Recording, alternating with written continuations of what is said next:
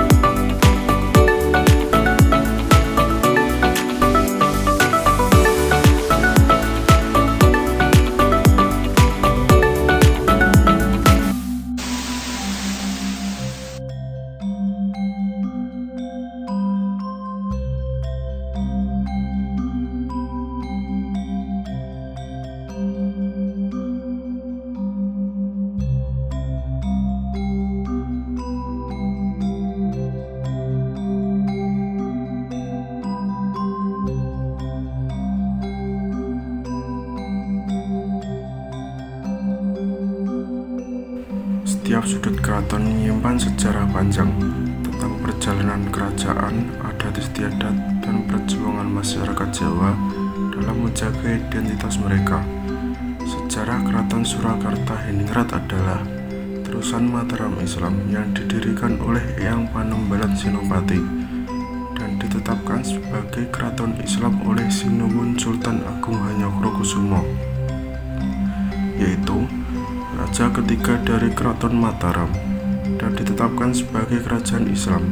Keraton ini berpindah-pindah tempat dan terakhir muaranya berada di Keraton Surakarta Hadiningrat.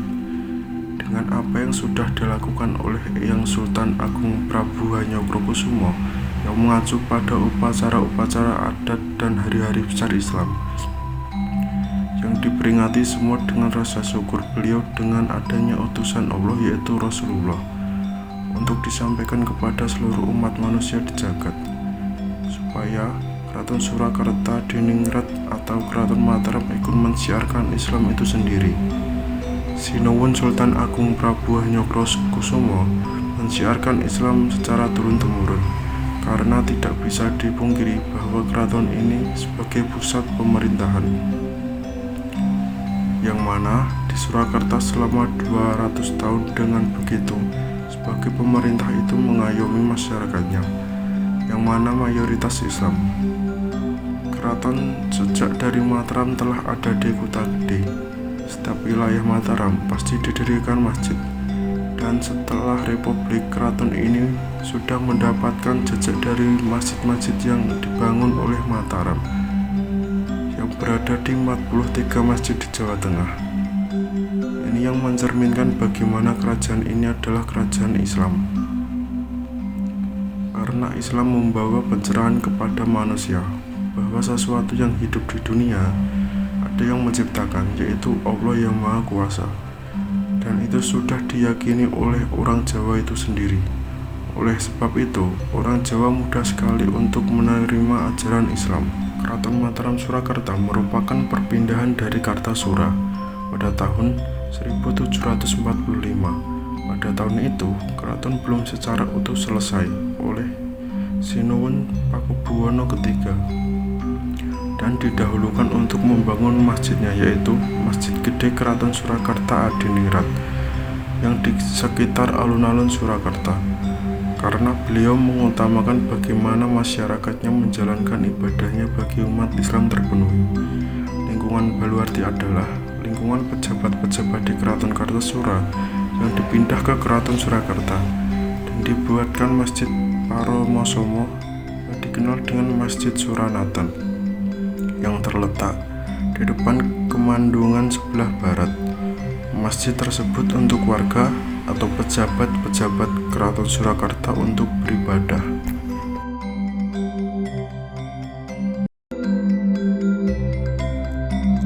Di dalam keraton, di bagian Kaputren, ada yang khusus untuk Sinuwun beserta keluarganya yang bertanggung jawab di sana.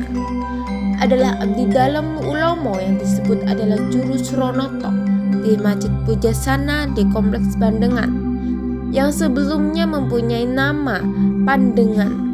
Di sana ada musola kecil yang ada di tengah-tengah kolam untuk menjalankan ibadah Sinuwun, dan ada batu yang khusus untuk sholat tahajud. Batu itu tidak hanya di sana saja, tetapi di kompleks lain juga ada, yaitu di dalam Kaputren yang bernama Ngargopuro di bawah pohon jati. Dulu Sinuwun Pakubuwono ke-10 sering tahajud di situ dan memanjatkan doa mulai jam 3 pagi sampai waktu subuh. Keraton Surakarta menjadi saksi perjalanan sejarah Indonesia yang tidak pernah terlupakan. Islam telah mengakar kuat di Keraton Surakarta Hadiningrat, menjadi bagian penting dalam kehidupan sehari-hari. Tradisi Islam di keraton tercermin dalam berbagai kegiatan keagamaan yang rutin dilakukan seperti pengajian dan doa bersama. Selain itu, keraton juga menjaga nilai-nilai spiritual yang dipadukan dengan adat istiadat, menciptakan suasana yang harmonis antara budaya dan agama. Keraton Mataram memiliki hubungan yang sangat erat dengan Sunan-Sunan, terutama Sunan Kalijaga. Beliau membimbing dan mengarahkan Keraton Mataram ini ke dalam keislamannya dan disaksikan oleh pemuka-pemuka agama. Semua upacara-upacara dulu hanya berpegang pada adat murni Jawa dan akhirnya dimasuki pengaruh Islam dari Sunan Kalijaga yang mengajarkan dan diambil dari ayat-ayat kitab suci Al-Quran. Ini menjadi sebuah pembaharuan yang disesuaikan dengan tujuan doa-doa tersebut. Upacara ditetapkannya sebagai kerajaan Islam mengacu pada hari-hari besar Islam yang mencerminkan rasa syukur Raja Mataram dengan adanya Rasulullah Shallallahu Alaihi Wasallam. Sampai sekarang hari-hari besar seperti grebek-grebek, mulai dari kelahiran Rasulullah itu sendiri dengan sekatan seminggu berturut-turut, terus seperti Idul Fitri setelah menjalankan ibadah puasa, Idul Adha, dan juga bulan yang memasuki bulan puasa, malam selikuran menjemput bulan Lailatul Qadar, serta malam Ba'da atau kita bisa menyebutnya dengan malam takbir. Di bulan puasa itu ada 3 upacara yang dilakukan oleh Keraton Surakarta Hadiningrat. Keraton adalah sebuah pemerintahan, walaupun sekarang posisinya di dalam republik ini dianggap sebagai lembaga budaya, tetapi ini tetap lembaga adat yang tidak bisa diganggu-gugat.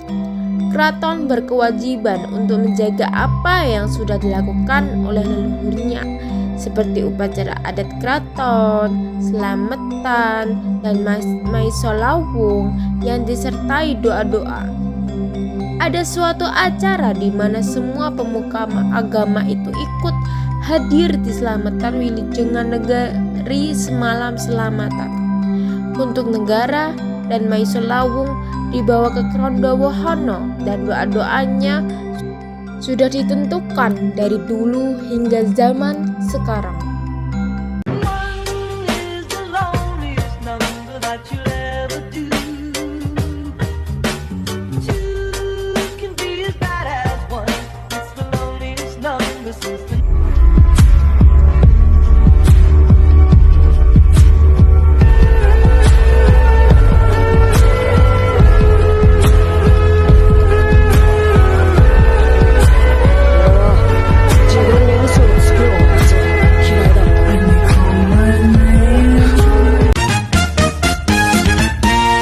A few moments later.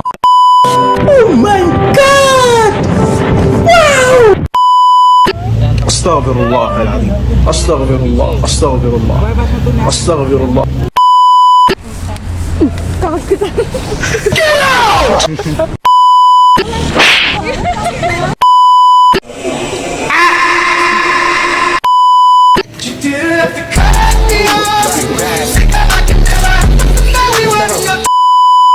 Kamu lucu banget tahu. Aku suka deh. Ih, gemes banget. Bayu maju dikit. Maju dikit Bayu. Bayu maju lagi. Bayu maju lagi. Bayu budek.